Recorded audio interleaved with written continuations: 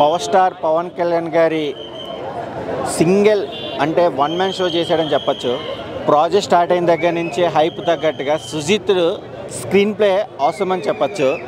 Screen play డైరెక్షన్కి music తమ్మనికైతే కనుక salute చేయొచ్చు భయ్య.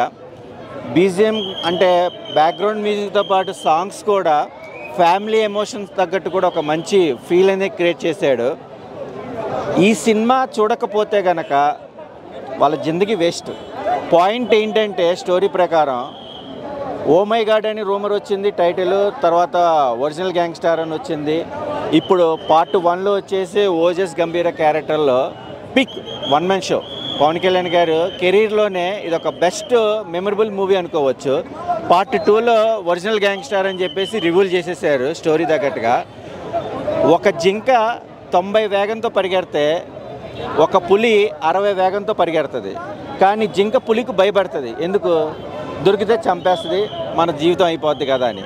కానీ భయపడకుండా ఒక పోరాటం యోధుల్లాగా ఏంటి అనేది ఈ సినిమాలో పవన్ కళ్యాణ్ గారి యొక్క మేనరిజం 100% బాగా ప్రజెంటేషన్ చేశారు. But watchable movie. All the best OG team and power star Pawan Kalyan. High ఎక్కడ ఇవ్వాలో అక్కడ ఇచ్చిండు. అంటే సాటిస్ఫై చేసిండు అన్న, సాటిస్ఫై చేసిండు. ఊరికే ఇవ్వకూడదు కదన్న, ఊరికే ఇస్తే సినిమా ఎందుకు అవుతుంది? ఓవరాల్ రేటింగ్ ఎంత ఇస్తారన్న?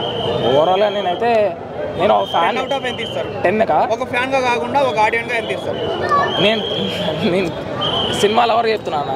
సినిమా లవర్గా అయితే నేను చూసి ఇప్పుడు ఒక్కసారి చూసినా కాబట్టి నా రివ్యూ ఒక 10కి 7.8 అట్లా ఇస్తాను.